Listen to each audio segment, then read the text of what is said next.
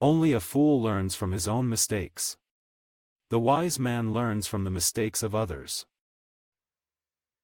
अस्सलाम वालेकुम। Welcome to agenda CSS. मैं हूं मुस्कान जमल और आज हम बात करेंगे इंग्लिश एसे के एक इम्पॉर्टेंट टॉपिक के ऊपर जो कि है फ्लड्स से रिलेटेड। फ्लड्स आपको पता है कि पाकिस्तान में बहुत ज़्यादा है लास्ट ईयर, और उसकी वजह से ये टॉपिक बहुत हॉट है और इसको आपको करंट अफेयर्स के लिए भी तैयार करना चाहिए। और इसके अलावा पीएमएस के एसएमए या फिर सीएसएस के एसएमए इसके आने के चांसेस हैं, गिवन दैट कि अब पाकिस्तान को हर दफ़ा क्लाइमेट चेंज का सामना करना पड़ेगा, हर दफ़ा हमें मिस गवर्नेंस मिलेगी। तो इस सब की डिबेट जारी रहेगी कि जी ये क्लाइमेट चेंज की वजह से हो रहा है या फिर हमारी अपनी बैड गवर्नेंस है जिसकी वजह से हम फ्लड्स का इतना सामना कर रहे हैं, या फ्लड्स का इतना जो हैवक है वो हमारे ऊपर आ रहा है। तो ये डिबेट तो चलती रहेगी और इसी के ऊपर आज का ऐसे भी है। So make sure that you watch till and और आप इससे सीखें। मैं भी सीखता हूँ आपके ऐसे से, आप भी सीखा करें। मकसद हमने पहले भी आई थिंक फ्लड्स के ऊपर 2-3 एसेस की आउटलाइंस जो हैं वो डिस्कस की हुई हैं, उनकी करेक्शन की है या एवेल्यूशन की है, ये उनसे मुख्तलिफ है। तो साथ साथ मकसद आपको सिखाना है, ये नहीं है कि सेम टॉपिक हो तो आप उसको छोड़ दें। द पॉइंट इज़ कि आपको नए आर्ग्यूमेंट्स मिलते हैं, नई एग्जांपल्स मिलती हैं, आपको नए तरीके से चीज़ों को सीखने का मौका मिलता है कि इस बंदे ने इस बंदी ने किस तरह से इसको अप्रोच किया टॉपिक को, और क्या ये टॉपिक मेरे लिए ठीक भी है और करना या नहीं। And I hope you will like this and it will benefit you. Let's get started with the video.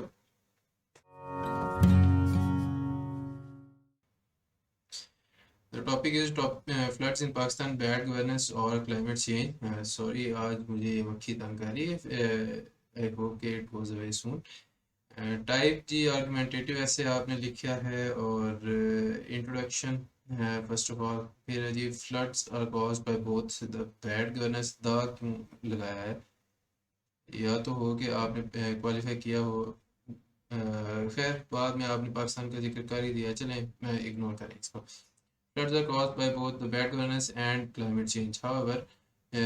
लेकिन ये देखें कि ये ऊपर वाला जुमला it is kind of preface you can say, या फिर एक जनरल जुमला है, इसमें द ना लगाएं, मैं इसको रिकमेंड नहीं करूँगा। ठीक है जी। Floods are caused by both bad governance and climate change however, floods in Pakistan are mainly result of bad governance. ठीक है जी। अब mainly result of bad governance का मतलब क्या है कि जी आपने एक साइड चूज कर लिया है कि मेरे ख्याल में कि मेनली ये बैड गवर्नेंस का ही नतीजा है और इसी पे ज़्यादा फोकस करना चाहिए। दिस मीन्स कि आप अगर क्लाइमेट चेंज का बताना भी चाह रहे हैं तो वो एक आधे पैराग्राफ में आप बताएंगे कि how climate change induced flash floods in Pakistan या induces floods in Pakistan.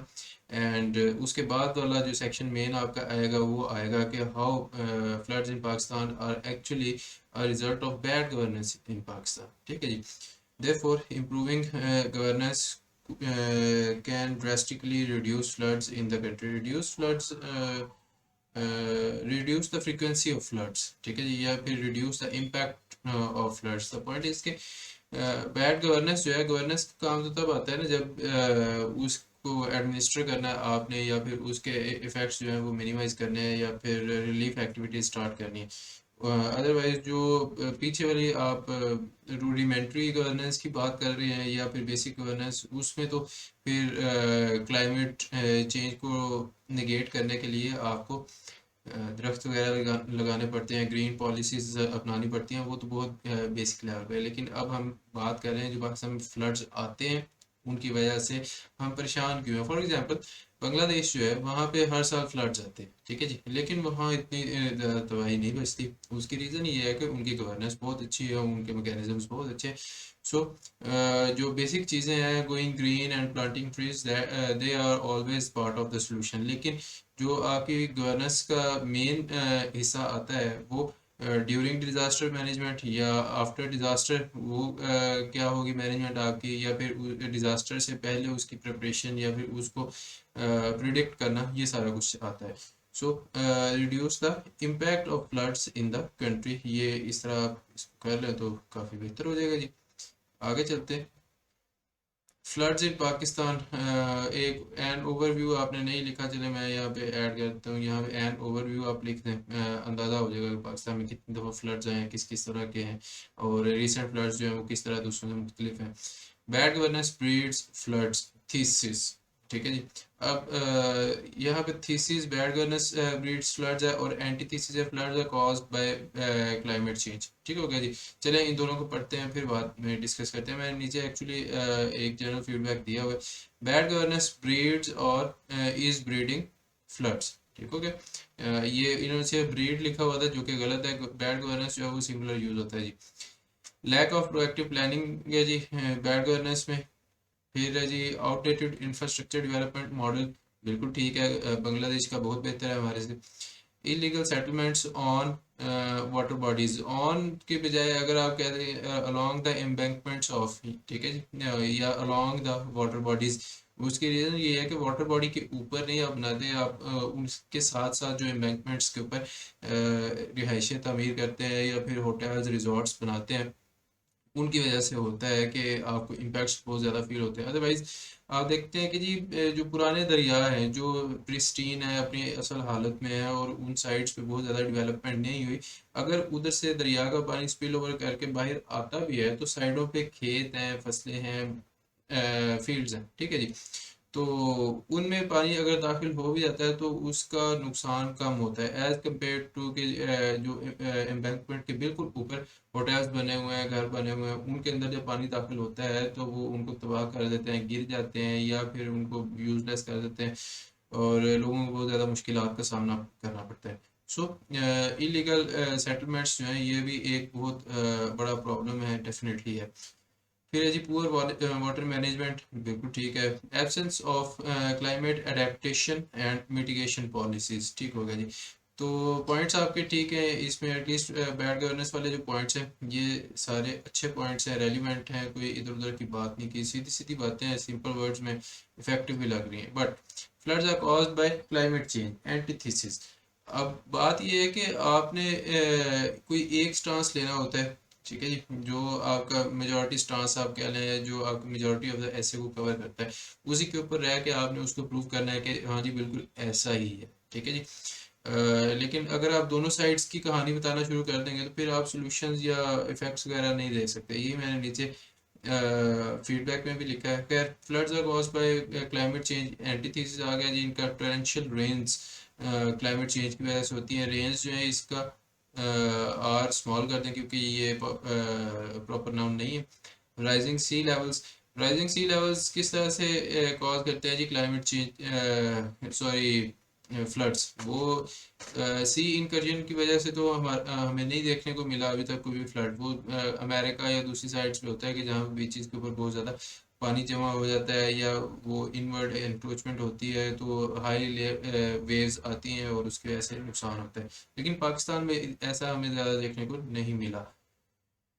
Rapidly melting glaciers, ठीक है जी, ये हमने क्योंकि जनरल अगर आप लिखना चाहें तो जनरल तो आप क्लाइमेट चेंज के ऊपर लिखेंगे, लेकिन हम फ्लड्स इन पाकिस्तान की बात कर रहे हैं कि वो क्लाइमेट चेंज की वजह से हैं या फिर बैड गवर्नेंस की वजह से। तो यहाँ पे पॉइंट्स भी पाकिस्तान रिलेटेड ही सिर्फ आएंगे, ठीक हो गया जी। बुनियादी बात है ये। अच्छा, राइजिंग सी लेवल्स, फिर रैपिडली मेल्टिंग ग्लेशियर्स, ठीक है, क्योंकि टोरेंशियल रेंज में एक पार्ट जो है बहुत बड़ा वो ग्लेशियर्स मेल्टिंग का भी था। Rising earth temperature, earth temperature से पाकिस्तान में किस तरह से आए हैं floods, again it is debatable या फिर बहुत लंबा आर्ग्यूमेंट है। एंड फिर हीट वेव्स है, हीट वेव्स ने किस तरह से जी फ्लड्स प्रोड्यूस किए हैं, ये भी हमें देखना पड़ेगा। अच्छा जी, तो लास्ट पे भी है floods are symptom of bad governance, synthesis है। तो थीसिस, एंटीथेसिस और सिंथेसिस आपने उसको इस फॉर्म में लिख लिया जिस तरह के हैगल की जो डायलैक्टिक्स है उसके पैटर्न पे।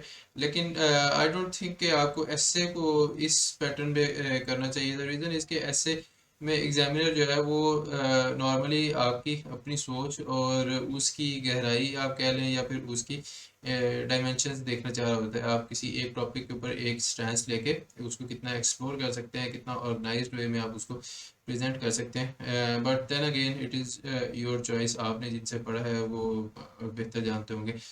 मैं इसको रिकमेंड नहीं करता। Floods are a symptom of bad governance, symptom का एस स्मॉल रखें जी, ठीक है जी। Absence of early weather forecasting, forecasting के एक तो स्पेलिंग गलत है, लेट मी जस्ट, फोरकास्टिंग के स्पेलिंग गलत, sorry,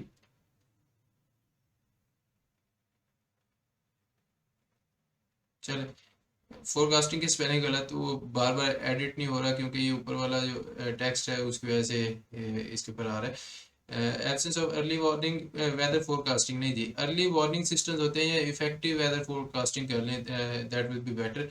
lack of water storage reservoirs, ठीक है जी, death of protective barriers to stop floods, फिर failure to open water paths, फिर scarcity of green spaces in the country. तो ये बैड गवर्नेंस की वजह से है। इसमें अब एक चीज़ आप ये देखेंगे कि ये वाले सारे पॉइंट्स जो हैं ये भी बैड गवर्नेंस के ही हैं, और ऊपर वाले भी सारे जो हैं वो बैड गवर्नेंस के ही हैं, ठीक है जी। एक बात तो आपने उनको अलग-अलग क्यों लिख दिया है भाई? सिंथेसिस तो तब होना कि अगर आप इन जो एंटीथेसिस है उसको निगेट करें कि भाई हाँ जी, ये क्लाइमेट चेंज की वजह से बिल्कुल नहीं है, ये हमारी सिर्फ अपनी ही बैड गवर्नेंस की वजह से। मेरा ये मानना है कि सिंथेसिस जो है दो चीज़ों का तब आता है जब आप उन दोनों को मिलाएं तो जो एंटीथेसिस है वो हार जाए या फिर लार्जली वो इनकॉर्पोरेट हो जाए उसी के अंदर, ठीक है। लेकिन यहाँ पे तो सिंपली ये सारे पॉइंट्स जो हैं वही बैड गवर्नेंस वाले हैं, कोई नई चीज़ नहीं है। उन्हीं चीज़ों को तोड़ मरोड़ के पेश किया जाता है या फिर कह लें कि मॉडिफाइड फॉर्म में आप लिखते हैं।